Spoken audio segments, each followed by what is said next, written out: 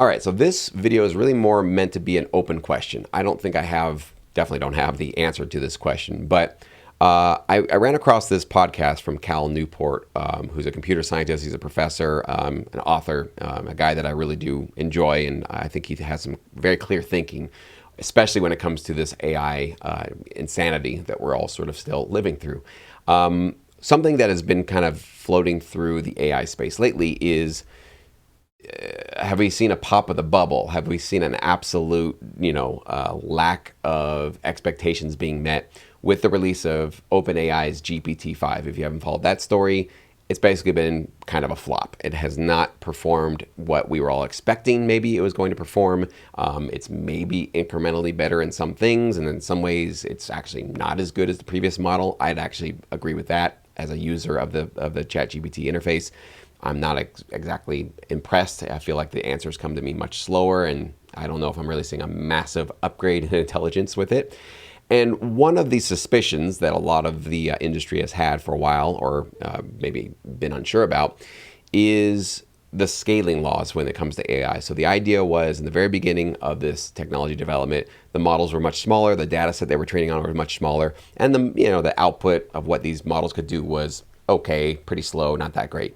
And there was a theory of like, well, why don't you just scale everything up? Make a much bigger model, get way more data, and see what happens. So basically, companies like OpenAI did that, and they put a lot of money into it, just stacked a whole bunch of GPUs together, and went kind of to the moon with it. And they found that by 10xing however much bigger they made their models, the results were like exponentially. The results in the intelligence of what this model could do was exponentially better than the previous model. So they went to the next, level up, and they said, why don't we even make the next model bigger, more data, scraping more, right? Just make everything bigger and bigger and bigger. And they found yet again, this is kind of the GPT-3 to GPT-4 era, where models were just, I remember feeling that like, wow, like how quickly and how much more capable these models were getting seemingly overnight. But then there was always this doubt in some computer scientists' mind that there's going to be a limit to that law, that you just can't infinitely grow it and have that exponential result keep coming back. At some point, the model will kind of level off and it won't be giving you those massive gains anymore. And a lot of people are suspecting that that's what we've already hit, and that's why maybe GPT-5 is sort of a flop and not really showing AGI as a lot of people were expecting GPT-5 was going to be, or be very close to it. I think we've kind of all realized GPT-5 is not AGI. It can do some amazing things, but it is not what we were maybe hoping or thinking, especially since a lot of these AI CEOs have been sort of hyping it up that way, to think that it's going to be the end of all knowledge work and the end of all white collar jobs and so on and so forth. What I want to do today is not necessarily give you a lot of my own ideas, but I want to share with you a little clip here from Cal Newport's podcast. Cal is a computer scientist, very smart guy, an author, and he's been somebody that I've recently kind of been following in terms of his thinking around what's happening in the AI space. And here's why it's important for us as music creators is the LLMs, the large language models, seem to be apparently hitting this limit of the scaling law.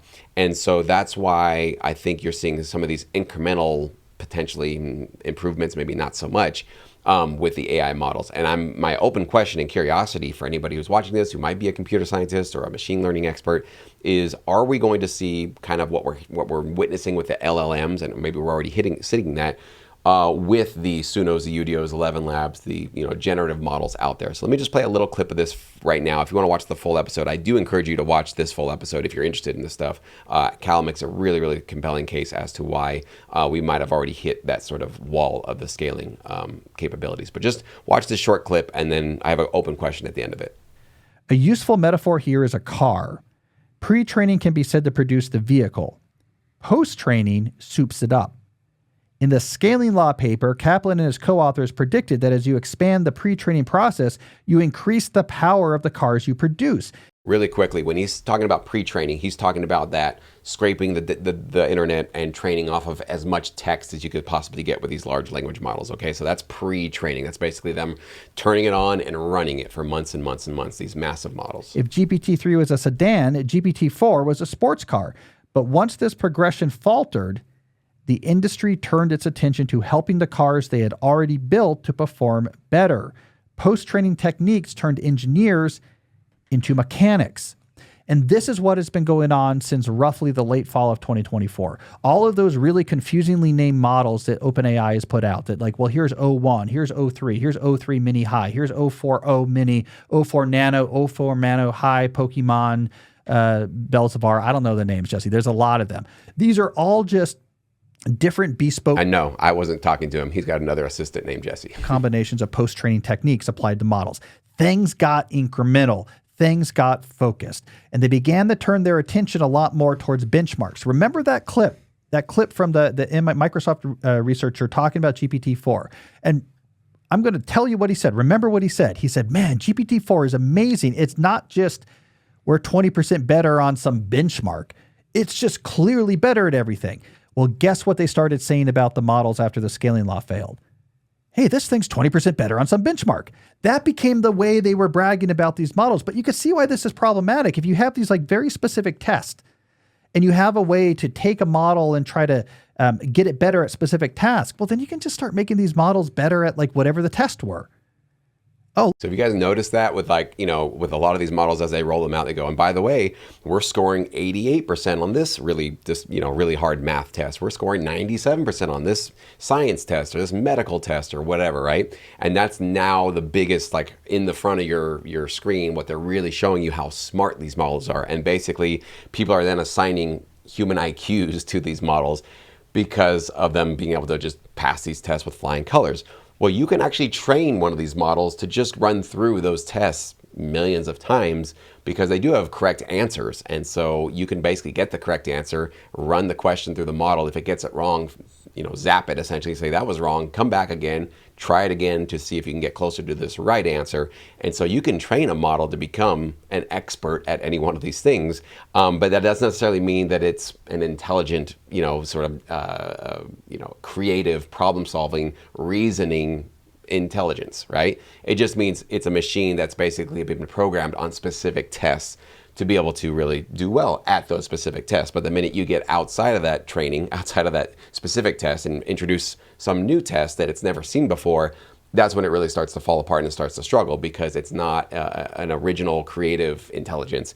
It is basically just following a program that was basically programmed. So anyways, let's continue on here. Well, look, we have a test of step-by-step reasoning and it does really well. And now ours does even better. Because we post-trained this version of GPT-4 to like do these type of questions really well. We left the world of we trained it twice as long. And when we came back, the baby was doing quantum physics. We've left that world. And now we're like very like insistently post-training, very nuanced, specific little improvements. It was incremental and it was more focused. Now you could add cool features to it. This is why we had some jumps forward in computer programming because that's very well suited towards post-training. Because you have, it's easy to generate a question and know the right answer, like does this code compile and work? And so you could get a lot out of the existing smarts by post-training on computer programming. So we got some good jumps there. Certain types of math problems, they have right answers. So we could have good synthetic data sets. Anyways, he goes on further on this. And again, it's a very, very good, great listen or watch if you got to commute. Basically, the first hour of the podcast, he lays out this entire history. And I think the way that he is seeing this now, going from these AI models exponentially getting better, and we saw that with the music world. Remember, one of my first videos on this AI stuff was April of 2023. And I saw Music LM by Google. And yes, we were all laughing at how horrible the music sounded. It sounded like, 8-bit Atari music, right? It was just awful. But the fact that there was a capability for somebody to type in text and on the other end, some computer system, AI model was able to output audio and music that was somewhat recognizable as music, to me sent this kind of like chill down my spine of that's going to get better very quickly because I'm seeing the large language models get better very quickly. Why wouldn't the same sort of, situation happen with music? And this is the open question I have for any of you that have some insights and directions, or if you just got an opinion, I'd love to just hear it from you guys. Has the same wall been reached with the music models? Because I think they've done some incremental improvements over the last year or so. But I haven't been hearing about massive, oh my gosh, you won't believe the new quality of the music or the new quality of this or that. I haven't been hearing a lot about that from a lot of these generative models. So maybe that wall has been hit, and maybe now what you're going to be seeing is more of a normal, regular iteration where you see some product improvements, but they're not exponential and they're not getting to the point where they're just like, oh my gosh, I can't even keep up with the quality of where this is going. But it'll be like, well, this now, in this update, you can now do a couple of extra things in the same way that you saw with these large language models. Like now it's got one little new thing you can do, or it's now, GPT-5 essentially was kind of a model switcher kind of put on top of everything. And now what that new model does is it just kind of finds what kind of a model should you be using to answer your question the best. I don't know if that's necessarily, does that need to have a whole new number as a sort of like, we're at this new level of intelligence, or is that more of like kind of a plugin you popped on top of all the other existing models essentially that you had or already running? And this is the kind of question that we need to be, asking ourselves. And so I'm really curious, like where this leaves us in the music generation world, because I know that many of us are obviously concerned with the power of this technology. Can it replace us? Can it serve sync licensing clients? All those kind of really good questions that we need to be aware of. And I think this could maybe give us some direction as to what to expect moving forward.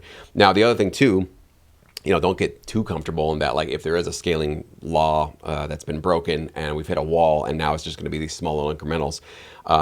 Cal is definitely aware of other models that are definitely doing things in different ways. Large language models are just one form of, AI intelligence essentially, or an artificial intelligence, right? There's a variety of other approaches to this technology. The large language model just happened to be the one that seemed to give us the exponential results very quickly. So it got a lot of excitement and all the investments. But there are many other approaches to this technology that we might find in the coming years will blow past what LLMs can do. And his, just sort of to spoil his point of view on it, if you don't want to watch the whole episode, is he believes to really actually create the AGI that people are hoping for, is it'll require probably 10, 20 different LLM type breakthroughs. Like you're going to have multiple different systems running together as one cohesive model. Like parts of it, you'll need to have a model that can predict, one that can actually reason, one that can do the language model, one that can actually model the world, one that can have some context as to where it is, what the state of the world is, right? So you would need a variety of different breakthroughs in many different places for this all to work. And when can all that be possible? I don't know. For his estimates, he says about the 2030s. So, maybe we've got a couple of more years before something really radical like an AGI technology is upon us. But anyways, I just thought this was a really interesting, really insightful interview, or rather podcast. And I'm curious if you guys have any further insights you can help me get smarter on this. I'd love to hear from you. So please do comment below.